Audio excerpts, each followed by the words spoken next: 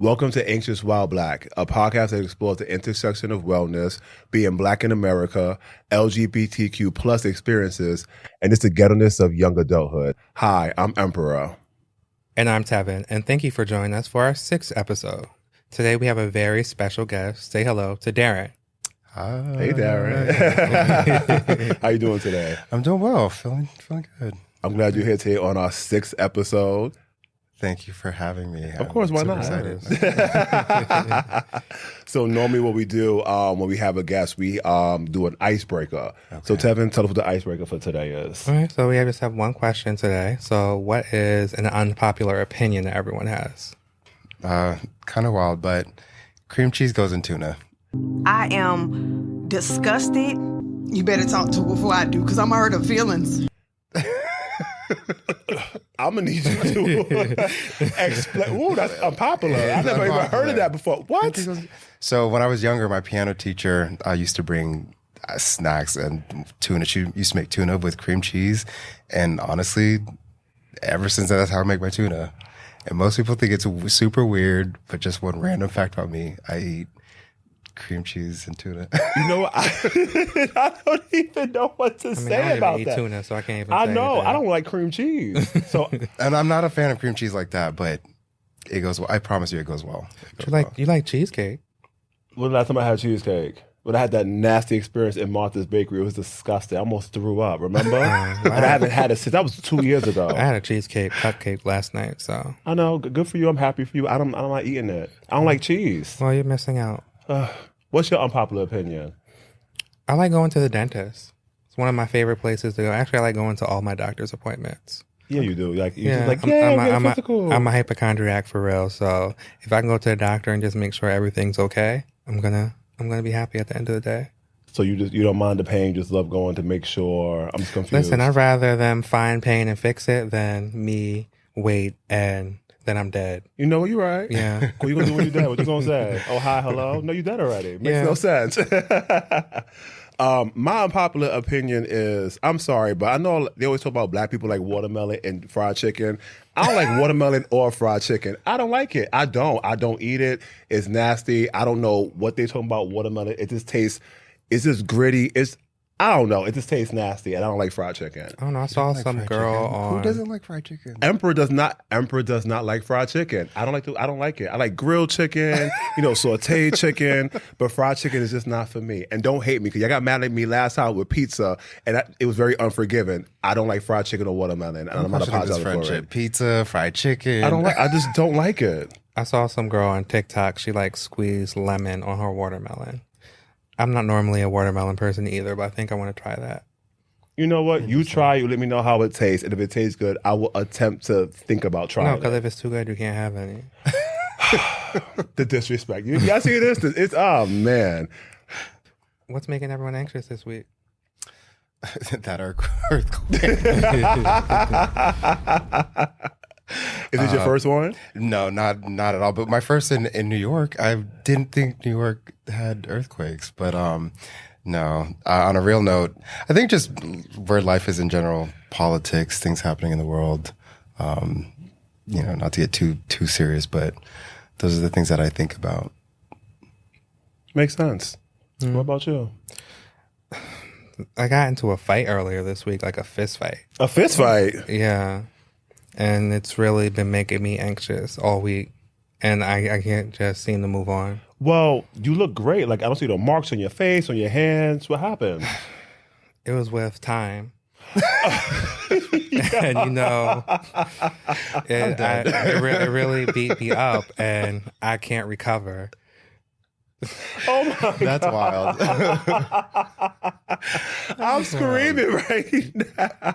Yeah. You know what? Well, I'm glad that you can have a good laugh at my expense, because it was traumatizing.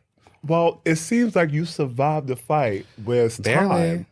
I almost had to call the cops. I have a question. What would they have done if you called the cops and said, hey, me and Tom fought? Well, Time needs to get locked up. And throw away the key? Melt it. Okay, we melted it. Throw it in some lava. I don't know, bring it to like wherever they make metals at. I forgot what it's called, but take it there and just melt the key. All right, listen, Tom, you might be locked out. Yeah. Going to jail. Oh my gosh. No, that really made me laugh for real. That caught me off guard. I wasn't expecting that. Me neither. I'm like, what? I said fist fight. What's making me anxious this week is not as, I guess, complex as yours. But my boss, she went on vacation and she's like, yeah, you're going to take over, my position while I'm going. I goes, okay, that's great. I'm going to be chilling, coasting. I wake up, I have 300 emails. I'm like, what is going on in one day? Yeah, in one day, 300 emails. I was stressed out. I said, you know what? I'm going to tackle it. So I came into work, and then as soon as I walked outside, I had my sunglasses on, I'm limping because my foot is messed up, and 10 people needed me at the same time. I had 2 guests that were crying. One of my associates crying. She was crying.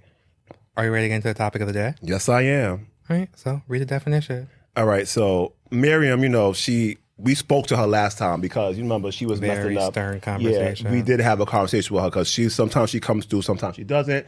But Miriam hooked us up today with a definition. Miriam Webster. You don't know, sis? Remember I had to call her? I do. Because she was acting up. I said, what? Come on now, you have a billion words and you don't have the words we have? Nasty text message thread the two of you had. It wasn't really nasty. It was more so like, it was just very straight to the point. Like, hey, Miriam, like you almost embarrassed me on my show and I'm not understanding what's going on. She goes, I'm busy. I goes, Miriam, listen, I understand you're busy, but like this is important. Like we're giving you a shout out. At least you can do is have some words that kind of go with what we're trying to talk about. She kind of fakely apologized. She gave me a thumbs up, so I don't know if that was, I don't know. Oh, thumbs up. That's a little spicy. It can go either way. But she gave me a definition today, so we'll see. We'll see, Miriam. Miriam Webster. All right.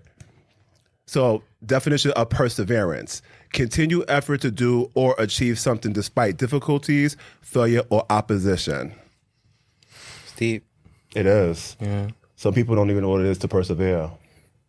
Yeah. Even some people don't know like what it means. Some people don't know. They don't. They have never experienced persevering, or they just... Oh, they're afraid to. Yeah, that's probably a big one. They're afraid to. That's they're probably true. They're probably like so afraid of like change or inadvertently growth that they're not able to persevere through anything.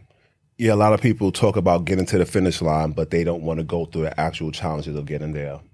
So Emperor read about perseverance because today we're talking about persevering through unexpected life events or through hard times. Story of my life.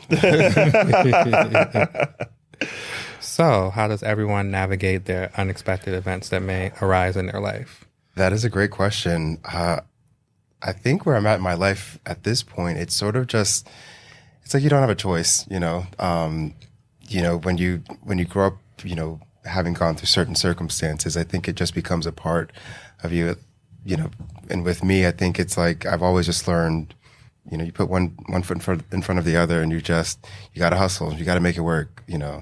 I've recently learned too, there's, this idea of that there's no one coming to save you. There's no one coming to save me.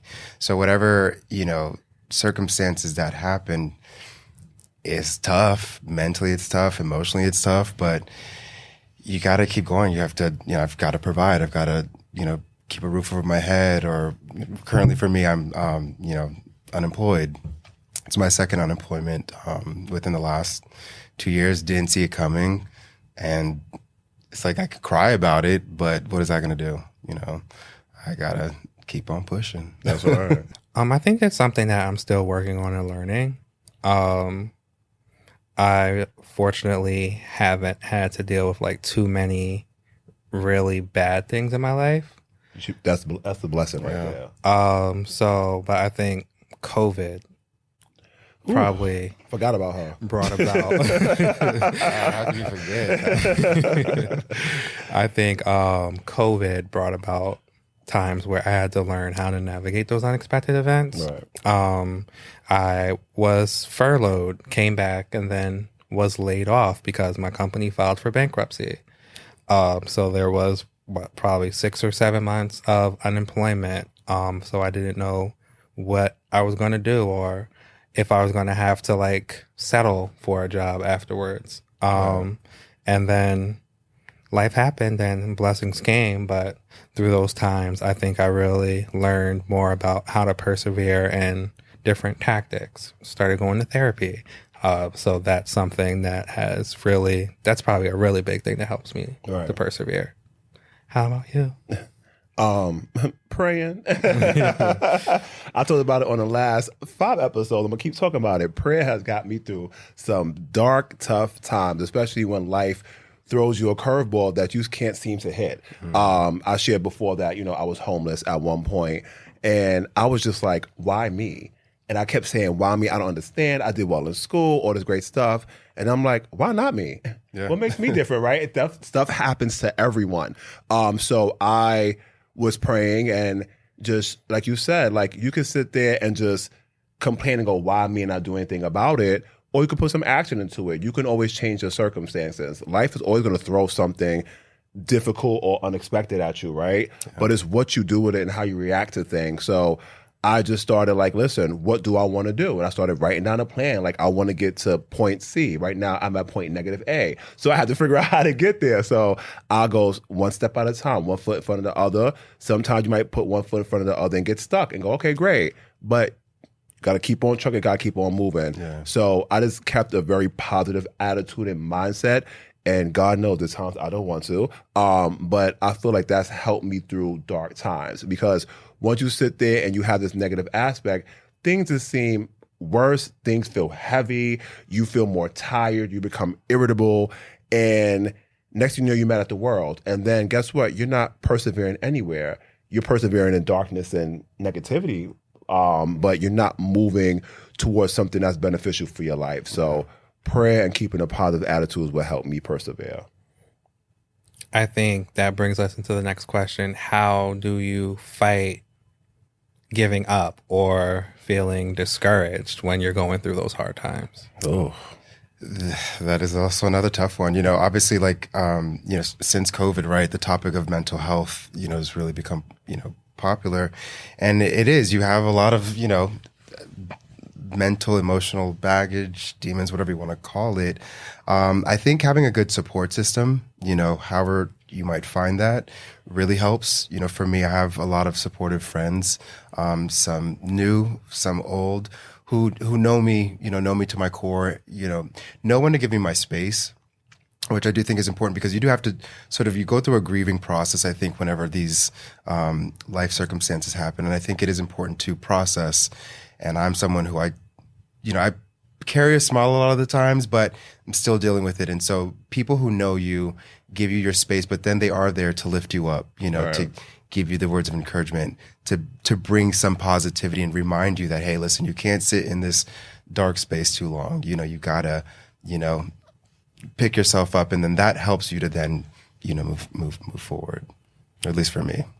I mean, that's actually great advice. Like, having a support system is huge. We see people who are successful in in anything, whether it's like music, their business, and they always sit there and say, oh, my mom and my family was there, or my partner, or my husband, or my friends. They had people around them to keep pushing them, because there are days where you just feel like you can't. And you're like, oh, you're only one person. And, we go through the motions every single day. And just to have someone like, no, let me just remind you how great you are. Let me remind you that you will overcome this. Or let me remind you that this obstacle was put in front of you because God knows you can overcome it, right? And he's using me to let you know that it's going to be difficult, but it's going to be achievable. So having a support system is, I believe, is extremely vital to just getting through anything. Yeah. And I have a support system now. Thank God. Yes, you came through. You heard my prayers. But there was times where I did not. And I'm telling you, it was probably the roughest time of my life. And again, people go through ups and downs. And I shared again, I had some, homeless issues and financial issues, but there was no one there but me. And I wish I had one person who was like, you got this, or you can do it, or let me just at least listen to you. So it's very, very tough. So having a support system, I agree with you. It's like top 2. Yeah. Yeah. Probably the biggest thing. Yeah, that's why I said top 2. I don't know, I might put up number 1, but I mean, top outside 2. of God, but yeah. Yeah, right. That's why I said Yeah. look, top 2. Top 2. What about you? I think a support system is definitely something that I have and that I utilize. My therapist is definitely something. I look forward to those appointments every Friday. You love all appointments, doctors, everything, especially that my one. therapist. A good place to just talk to a non-biased person about what you're going through in your life. You know, sometimes you may try to talk to your support system, and because they are someone who, or people who are on your side, they may necessarily just say like nice things to try to encourage you. But if you have a therapist that really challenges you, they're going to ask you the tougher questions. Right. And then you're not, I don't think you're going to feel away as much, because it's their job to kind of get to the bottom of things, versus if you're emotionally attached to someone in your support system, it's kind of just like, why are you coming at me that way? Right. So that having that third party is something that's essential and helping me to get through those times from giving up. Also prayer, working out, things like that. Okay. How about you? Well, I could add something. I told you before, I didn't meditate, but Emperor meditated this week twice. Ooh, it helped. I have a lot of tension in my body, so meditating just allowed me to get more in touch with just breathing properly. Heck, mouth singing, y'all hear it soon, sounded a lot better. I said, oh, check you out. You can do all the extra stuff. But no, honestly, just meditating really helped. And just remembering what I want to do that stopped me from being discouraged. Like, I know what my goals are. And I said it time and time again. I see people who live in regret. Like, I woulda, shoulda, coulda. I could have done this. I should have done this. Or when they see someone on television or hear them on the radio doing something that I can hear, that should have been me, or he or she, they can't sing, or they're not talented. I'm like, sis, why are you so mad? Like, what's wrong with you? But because they was discouraged and they didn't persevere, and they might be right. They might be more talented, that person, but that person was persistent and consistent, and they are where they are, and you are now on the other end being miserable and unhappy. I've seen far too many people who has crossed paths with me, or who actually in my life, or actually our family, unfortunately, who live that way every single day. And that actually encourages me not to be like that, because I refuse to be an unhappy Black man. Being Black is already hard enough. Love it, but it comes with a lot. So yeah, that definitely encourages me. And also therapy is a great outlet. And just having the best gift is great. And I don't know why people don't use it enough. And also just having positive people and energy around me, and being aware when someone is not positive. And I feel like that's also a thing. You can ask for positivity, but when you ask for it, negative people will sit there and see like, oh, I could be a parasite and leech onto you and be a leech. And you have to know, like, absolutely not. Get away from me and just keep the straight and narrow, and keep the positive energy around you. So just being very aware, cognizant of that has just helped me to persevere and keep it pushing. What are ways that your support system encourages you? Great question. Yeah. I mean, there's so many. If it's just checking in via a text, I have a good friend, she'll text me just, doing a wellness check, making sure like, you're alive, you're up, you're moving. Those moments where it's like, hey, listen, come out with me. We're going to this event, or whatever it is. It's just, I think just checking in, consistently. I have to agree. Like, I love my friends. Like, I love people who just radiate positivity in my life. So ever so often, I go through my list of friends. I don't have many of y'all, but I go, let me just send a message. How are you? What's going on? If I haven't heard your voice in a while, I'll call. And just being available is really, really important. Again, we don't have to sit there and meet up every 10 seconds, but if you can post on social media every 10 seconds, you can hit up your friend. So that's true. So I'm big on just like doing a temperature check. Yeah. How's your day going so far? What's new with you? How you feeling? Or knowing if your friend had a tough time, that you had the decency to reach out and see how they're doing, right? Like, that's very, very big. And just being selfless. Yeah. Is also a way that you can use. And that's pretty much what I do. I was to add to that, like, just given my current current situation. I've had a lot of friends, within my industry offer their network, as far as like, trying to find jobs and connecting me. And I think that's another thing that I don't always think about, but has been a huge support for me in this, in the last few months. Another thing to add to that is just like, when people know what you want to do, again, I say it all the time. My goal is to make music and inspire. And when someone sits there and goes, hey, how's the music going? Whether they know what the stage I'm in or not, it's like, oh, they're checking in. So it kind of lights a fire underneath you to keep going. And people just caring about like your passions and dreams is really big, right? So that's the type of how my friends kind of keep me going. Like, asking me questions about what I want to do versus like, again, you can say, how's your day going? But like, no, I know you're working on this. Or I know that you guys are on episode 6. You're probably tired. How was that feeling? Or let me link up with you on your day off to kind of get you out of everything that you're working hard on. It's just kind of showing that you care. Yeah. So just being present and available is big. What about you, T? Yeah, I think definitely like those how are you doing texts, those are probably like the biggest things. Or even like some of my friends, they send me like little voice notes asking how I'm doing. For some reason, I'm like, oh, you really took the time out to just like send something nice. And just sometimes just hearing their voice is something that's very encouraging. And just it's just like, oh, okay, like I have someone who really genuinely cares about me, and they know sometimes just like hearing their voice is just gonna like turn my day around and just make everything better. That's true. Or look, our friends showing up for our podcast. Like a lot of our guests, all of our guests actually have been like friends, including you, who me. We didn't even have to even ask some of y'all. It was like, oh, we have a podcast. I want to be on that. I was like, that's so dope. Like you guys believe in, what we're trying to achieve, which is, spread mental health and just, show different facets of the LGBTQ plus community and just kind of show a different side of what the stigma is out there of us as a people. So just to have friends to jump in and, we have friends that travel states to come see us and, move their schedules around just to be a part of something that they believe in. Like stuff like that makes a big difference. Yeah. On top of the voice notes too.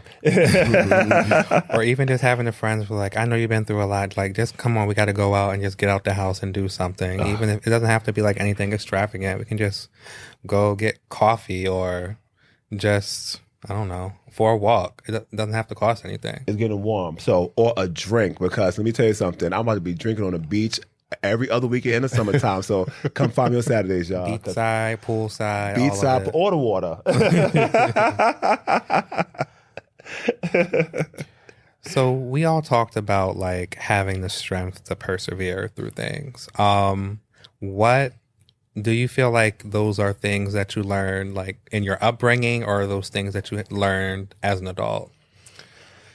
For me, I would say definitely my upbringing. I kind of, in preparing for this podcast, I was, kind of like teetering. Okay, preparation. Like how deep do I get? How open, do I get? A lot of people who know me, know again, sort of like my life. There's a lot of people who don't know the details of my personal life. But I would say, one, I do come from a very strong, Jamaican, traditional Jamaican upbringing. And so within that, anyone out there who's from the islands, specifically Jamaica, there's something that's instilled with you, but something that a lot of people do not know about me is that I was raised by my father and my stepmother.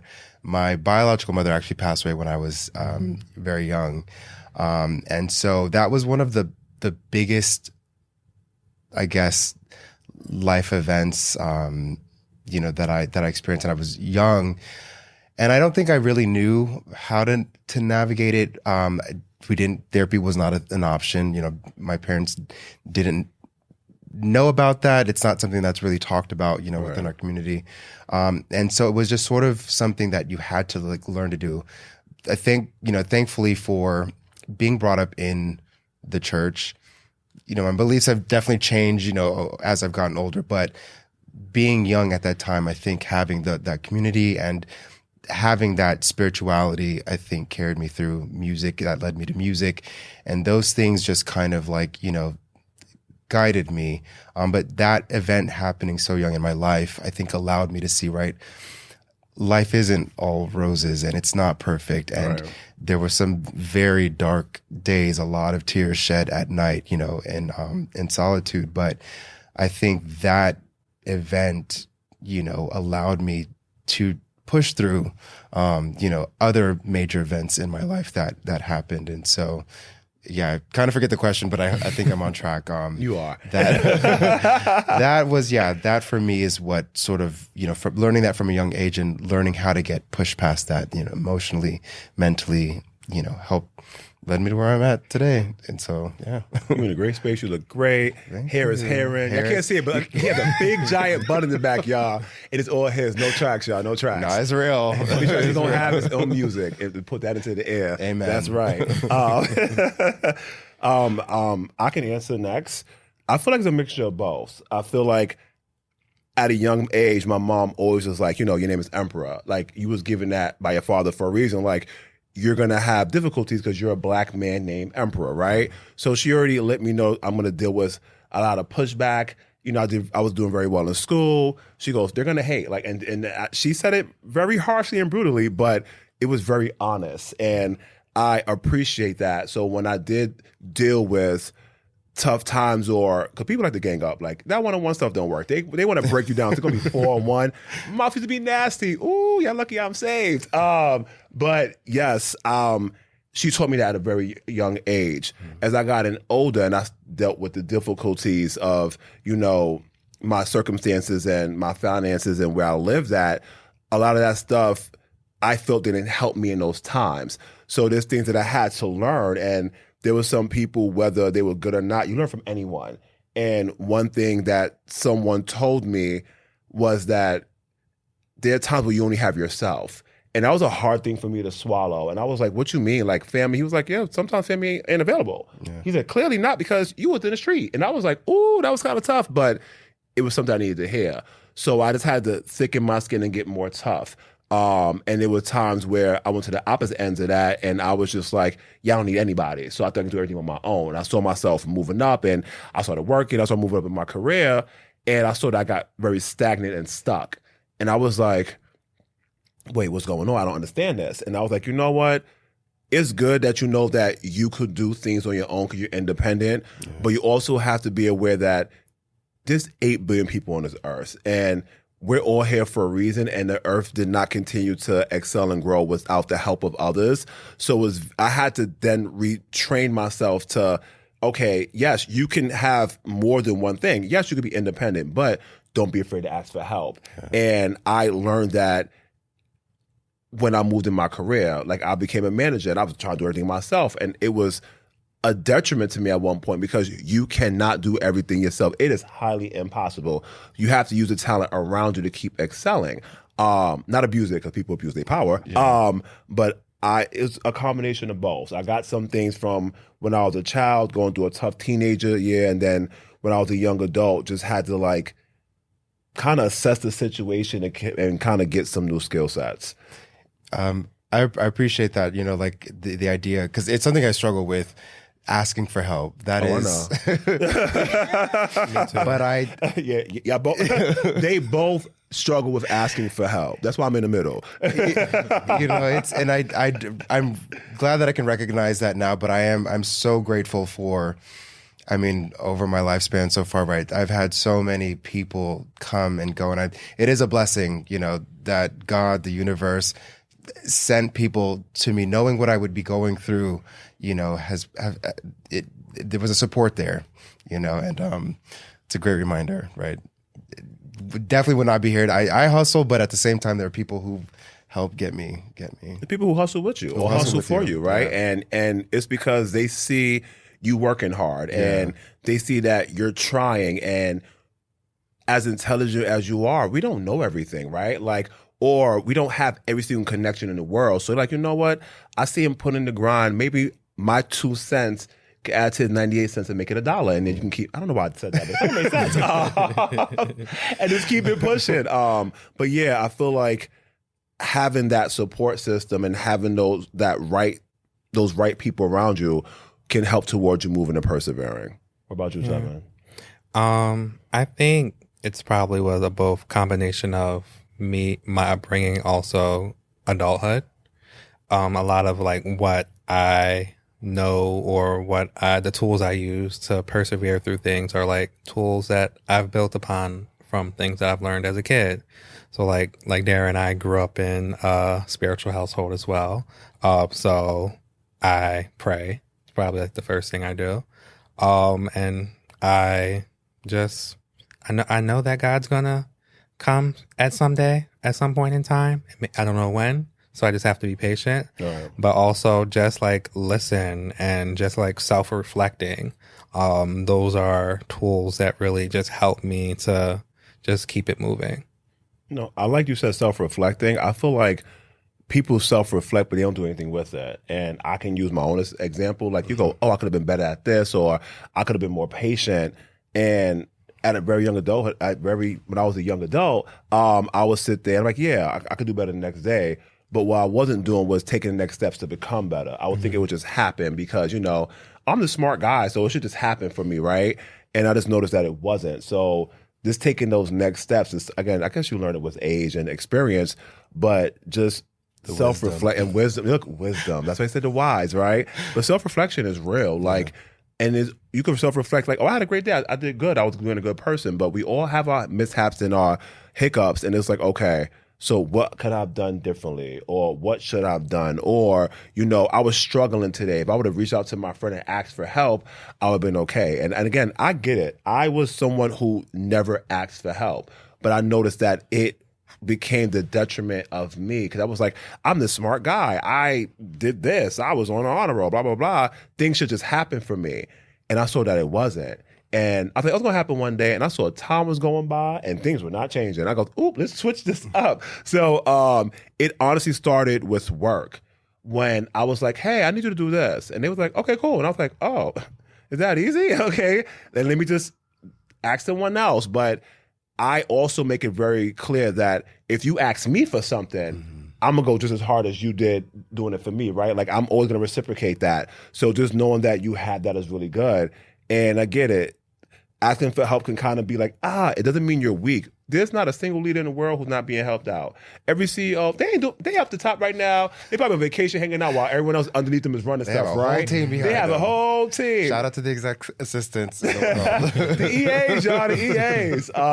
Even some of these great, magnificent, we love music, like singers, right? Like, they might be super talented, but they have a team behind them to go, oh, won't you try this? Won't you do this? You're struggling with this note. Let me help you here. Or let me get this producer for you, right? Like, that means you're smart and aware of using resources around you to grow. And I feel like we as a people have to get out of that because we never want to ask each other for help. They go, oh, it shows that you're weak. No, it doesn't. No, it does not. It's unlearning those ideals or ideology that it makes you weak. It's, the community or it's embedded, a village. It's embedded in our community, yeah. But it is. It's unfortunately, but there's an unlearning that has to be done, I think, And some people struggle with the unlearning. It's like shaking someone's foundation, you said before in the past podcast, it freaks people out. Like, what you mean everything I've been doing has been not right? It hasn't. Yeah. That's why you are where you are right now. And guess what? You're still allowed to sit there and change that. Some people don't want to unlearn things. They refuse to. It could be thrown in their face like the sky is blue. I think it's yellow. We've proven to you that the sky is blue. Well, that's not what I was told. My grandmother said, well, your grandmother was wrong. Yeah. And your mama was wrong. And now you're wrong. But they just can't grasp the fact of saying no. Because then they start feeling like, oh, what's my identity? They start questioning everything, right? And they don't have the tools, yeah. Yeah, and it's actually a good thing sometimes because don't you want to keep learning and growing? We don't know everything. So the unlearning part I feel like it's something that our community really struggles with every single day. But we're here to teach y'all, so. What is one event everyone felt like threw them off the most? Y'all already know my answer, but I'm going to let you go, Darren. And what did you learn from it? One event that threw me off the most, I mean, again, just kind of where I'm at recently, was not expecting, COVID came, dealt with that, got my life back on track, was not expecting this most recent layoff to happen, and so that I think really shook my foundation. I don't know if it's necessarily that I've there are things that I'm learning, but one of the things that I'm reminded of is that I am resilient. And as a people, Black people are resilient. Very much so. You know, just given the history and the traumas and all the things that we go through, we're able to push past and reach, next levels. And, the world could be crumbling, but tomorrow's a new day. The sun is going to shine again eventually. And that resilience that we have, to get us to that next step is, it's nice. Oh gosh. I was gonna say me being homeless. I mean, that's kind of a given. It really shook my foundation. But as I got older, I got past it. Something else kind of popped in. It was my father passing away when I was only 1.5 years old. I feel like I started missing him, and I was like, I started seeing people who had both parents around, or, I know unfortunately your mom passed away, but, had a stepmother. Like there was some people, you had 2 people in your home, and I see what a 2-family household or 2-parent household what it can really do. And I always said, I do not want to be a single parent. I'm like, absolutely not. Like looking back at it, yes, they work hard, but you're spread so thin. Just not having my father there, I feel like shook my foundation from the very, very beginning. I only heard stories about like, although he lived a very interesting life, he did everything for you. Like everything was just for you. And just knowing that there was someone out there who loved me that much, even though it was for a short time, I go, wow, there's someone who put me first. And in my life, I struggled with that. I was never put first in anything, no matter how well I did in school. I broke records. They always put me as the co-this or the co-captain as this. I had a friend who said I'm his Batman to his Superman, or I'm his Robin to his Batman.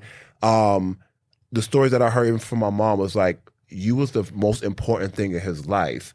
And I'm like, I didn't experience that until my age now, where I was put first in someone's life. So I think that, cause I was always chasing it. Like I've tried to, even though the friend was toxic, I'm like, hey, I want to be a friend. Now I always try to show and prove my worth to people every single time, whether it's at work, whether it was with friends, whether it was past relationships. And they always made me feel like I wasn't good enough.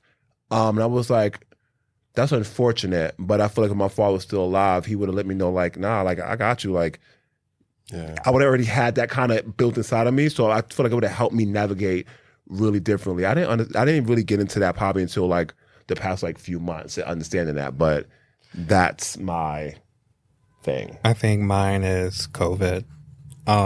You definitely was a different person after that. I had really bad COVID anxiety. I didn't want to leave the house. I felt like everyone was dirty and sick. I might not be far off from that, but I felt like everyone was dirty. Everyone was dirty and sick. Yo, he has been screaming this whole and just living my best life in the house. And I kind of had to slowly ease my way back out of there. At that point in time, I was still riding the train most of the time. But my first haircut during COVID probably was the thing that really got me out the house and got me on the train. Because I think I got on the train before you, right? No. Oh, well, anyway. I burst that bubble. I felt like I got on the train before you. And yeah, that was probably the biggest thing. Kind of like shook my foundation, lost my job, made me rethink everything. Still not touching a buffet to this day. But me neither. I'm sorry. I just feel like, I feel like you mentioned that COVID was true. Like it actually made me get out of, like, again, I was in retail, went through the ladder, climbed it up, and I was like, I don't want to do this no more. Again, no disrespect to anyone who's in retail, but I didn't want to do it. And COVID, I know it's weird. 'Cause I was like, God, I hope something happens to where I don't like stuff. I did not make COVID happen. See, no, he looked at me. It's all your fault. Right. Oh my gosh, that's blame Not you me. praying for COVID. I prayed for calling the a CDC on drastic. you. You know, I'm getting arrested. It wasn't China. It was you. It wasn't China. It was me. Yeah. Okay, Donald. Emperor So about caused COVID.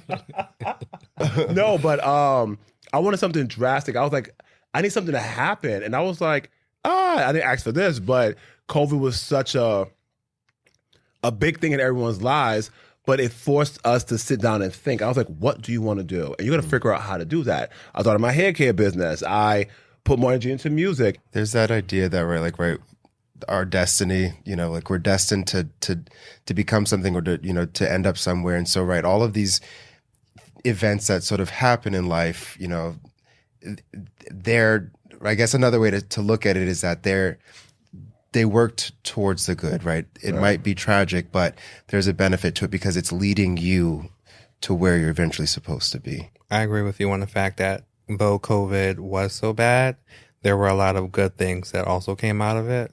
I doubled my salary during COVID. Check you out. Come on, double. Right? When you double, what happens to gum? Come on, double. And other similar things to that have happened. Like I grew my entrepreneurial mindset, tried some businesses. They may not have worked out, but look, we're here now on a podcast. Episode 6, baby. And things like that have grown since COVID. So That's true. yeah, we're doing big things. Big things and more to come. You know what that sound means? Yes, I do. It's time for Emperor's Rant. That's right. As y'all already know, I'm going to say it every single episode, I love to rant because I have so much to say. What you tell me like that for? How I look at you. Like I was crazy? You might be. A little bit. I am a Gemini, so a little bit. Oh, so you're not a little bit. You know what? Let's get into this rant. Coming for you. All right, so. You trusty Tama? Oh, yeah. I forgot about that. I was just waiting to hear what you're going to talk about. I'm going to bring the crusty timer out. Yes. You see how cute it is? Like a little mushroom. It Look at looks that. like And have your 2 minutes. And your 2 minutes start now. All right, y'all, listen. So I'm going to rant about something that we are all dealing with today. I'm ranting about how expensive everything is. Groceries, rent, I just cannot deal with it. It is absolutely ridiculous. Remember back in the day, we can go to Trader Joe's and come out with a bunch of bags of only $100. Now it's like you get 2 bags for $100. Whole Foods is the price of Gucci. I don't know what is going on. I'm like, what is this? I go get a bottle of water. It's like $15.50. It goes for a bottle of tap water. Absolutely not. And then rent, please. Let's not get into that. I don't understand how for 237.5 square feet, rent is $5,000. How am I supposed to survive with this type of stuff? It is absolutely crazy, especially in New York City. And again, nothing is getting better. The train system is going up every day. It's going to be, $3 soon. And guess what? Homelessness is still crazy. People are still stabbing people on the train, and the train don't show up on the time. Y'all sat there and spent all that money for things that the train will be here in 10 minutes. Then 10 minutes comes by, and it cycles again, 10 more minutes. Like, where's my money going? It makes And the no apps don't sense. work. The apps don't work. Nothing works. I don't get it. Like, everything is becoming more expensive, and the quality is dropping. I should have to hear my neighbor talking about how he's mad at his partner through the walls, and I'm spending $4,000 a month. That don't make any type of sense. It makes no sense. And I get into clothing, like all the cheap clothes we used to get for $15, $20, $35, and now $150 for something that only lasts one time. Fast fashion, should be called ripped off fashion. It makes no sense. I only can wear things one time. I put it in the dryer and it disappears. This is absolutely ridiculous. I'm thinking the most expensive thing on my thing will be rent, and it's actually food. I'm like, yo, where is my money going to? I understand why people have roommates in New York City because we can't afford nothing. I can't even afford to breathe half of the time. You see how I'm sucking in my stomach? I can't even afford to breathe half of the time because it costs too much money. I need the world to figure this out. How do things keep going up, but we like $3 trillion in debt? Where's this money at? Too expensive. Well, I hope things go down. It ain't going. You know it ain't going down. What's going down? Listen, I can hope. You don't have to be such a pessimist. You know what? You see, he stopped playing with this whole entire episode. Yeah, he called me a pessimistic person, and you in tears right now. What's going on? So we're gonna have a little "Am I the a-hole" moment. This is my segment. All right. So, am I the a-hole for being mad at my sister for falsely taking me on an early birthday trip so she can get a nose job? Oh, My birthday is in a week, and I'm currently on vacation in Turkey. My sister booked the flights telling me that it was an early birthday present. Turns out she came to get a nose job and urged me to come because she had no one else to look after her while she recovers. I've done my hair, makeup, expecting us to go somewhere after her making promises that we would go on all these different places, except now I'm stuck in bed in a hotel room, looking out the window at the sun. Quite a depressing image. Am I the a-hole for being annoyed as I am?